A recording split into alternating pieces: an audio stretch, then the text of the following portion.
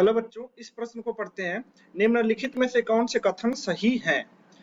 पहला कथन दिया है, धनायनिक अपमार्जकों में जीवाणुनाशक गुण होते हैं। दूसरा कथन, जीवाणु अत्यधिक शाखीय श्रृंखला वाले अपमार्जकों का निम्नीकरण कर सकते हैं। तीसरा है, कुछ संश्लेषित अपमार्जक ये बर्फीले नहीं है, बर्फीले है। ये क्या है? बर्फीले। बर्फीले जल में भी झाग दे सकते हैं। चौथा है, संश्लेषित अपमार्जक साबुन नहीं होते। तो इस क्वेश्चन के लिए मुख्य धारणा देखते हैं।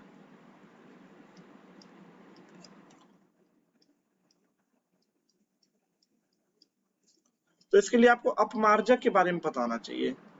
तो अपमार्जक आपके क्या होते हैं? अपमार्जक जो होते हैं पदार्थ होते हैं जो कि अशुद्धियों को दूर करने में सहायता करते हैं। अपमार्जक आपके दो प्रकार के होते हैं। एक तो होता है साबुन। एक क्या होता है? प्राकृतिक अपमार्जक होता है। इसको हम बनाते नहीं है। ये क्या होता है? अपने से क्या होता है? उपस्थित होता है। इसको हम बनाते नहीं है। दूसरा अपमार्जक जो होता है आपका होता है संश्लेषित अपमार्जक। इसको क्या करते हैं? हम बनाते हैं, प्रयोगशाला में बनाते हैं। ठीक है, एक कृत्रिम अपमार्जक हो गया संश्लेषित अपमार्जक। ठीक है, तो साबुन जो होता है आपका क्या करता है? ये कठोर जल में झाग नहीं दे पाता है, बर्फीले जल में झाग नहीं दे पाता है। लेकिन संश्लेषित अपमार्जक जो होता है, ये क्या होता है? एक साबुन के जैसा ही सारा गुण होता है, लेकिन ये साबुन नहीं होता है। और ये क्या करता है? कठोर जल और बर्फीले जल में भी झाग दे देता है। तो अब आपका जो संश्लेषित अपमार्जक होता है, ये तीन प्रकार का होता है। धनायनी, धनायनी, ऋणायनी और कौन सा? अनआयनिक। अनआयनिक। अनआयनिक। संश्लेषित अपमार्जक तीन प्रकार के होते हैं। धनायनिक अपमार्जक, ऋणायनिक अपमार्जक और अनआयनिक अपमार्जक। अनआयनिक अपमार्जक का मतलब कोई चार्ज नहीं होता है उस अपमार्जक पे।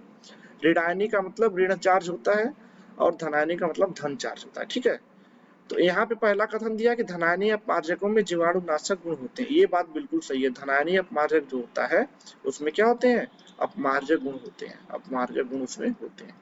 तो ये बात क्या हो गई? सही हो गई। आपसे पूछा क्या है? कथन सही है, तो ये बात सही हो गई। जीवाणु अत्यधिक शाखित श्रृंखला वाले अपमार्जकों का निम्नीकरण कर सकते हैं। ये बात गलत है। जीवाणु जो होते हैं वो क्या करते हैं? निम्न या अशाखित अशाखित श्रृंखला वाले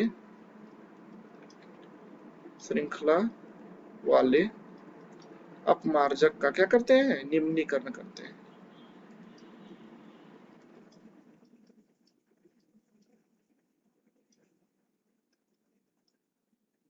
तो अगर हम बात करें साबुन में और संश्लेषित अपमार्जक में, तो साबुन जो होता है आपका क्या होता है? इसमें जो श्रृंखला होती है, हाइड्रोकार्बन की श्रृंखला होती है, अशाखित होती है। इसलिए जो जीवाणु होते हैं इसका क्या करते थे? निम्नीकरण कर देते हैं। लेकिन संश्लेषित अपमार्जक में जो श्रृंखला होती है वो क्या होती है? शाखित होती है, बहुत सारी शाखाएं होती हैं। तो इसलिए अपमार्जकों जो जो इस प्रकार के संश्लेषित अपमार्जकों का जीवाणु जो है निम्नीकरण नहीं कर पाते हैं। तो ये वाली बात क्या हो गई? गलत हो गई। शाखित वालों का निम्नीकरण नहीं होता है, लेकिन यहाँ पे लिखा है कि निम्नीकरण कर सकते हैं। कुछ संश्लेषित अपमार्जक बर्फीले, ये क्या लिखा है? बर्फीले। बर्फीले जल में भी झाग दे सकते हैं। ये बात बिल्कुल सही है। साबुन ऐसा नहीं कर पाता, लेकिन संश्लेषित अपमार्जक कर लेता है। संश्लेषित अपमार्जक साबुन नहीं होते, ये भी बात सही है। इनमें क्या होता है? साबुन के सारे गुण होते हैं, बट ये वास्तव में साबुन नहीं होते। तो ये बात भी सही है। तो इनमें से कौन कौन से कथन सही हो गए आपके? ए कथन भी सही है, बी कथन भी सही है और डी कथन भी आपके, सॉरी, ए कथन सही है, बी गलत है, सी कथन सही है और डी कथन सही है। तो इसका आंसर क्या हो जाएगा? ए सी डी। आशा करता हूँ आपको क्वेश्चन समझ में आया होगा। धन्यवाद।